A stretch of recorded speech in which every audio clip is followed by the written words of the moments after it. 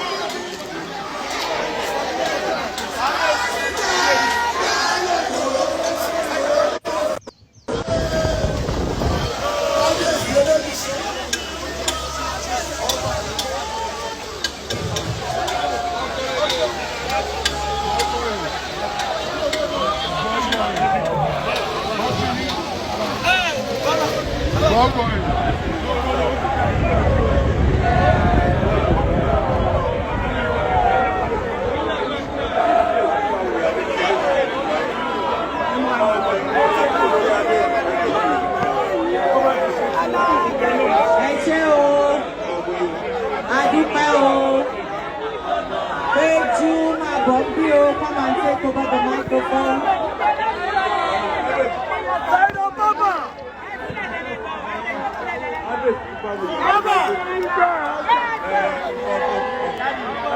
Àwọn ọlọ́sùn ó yá o.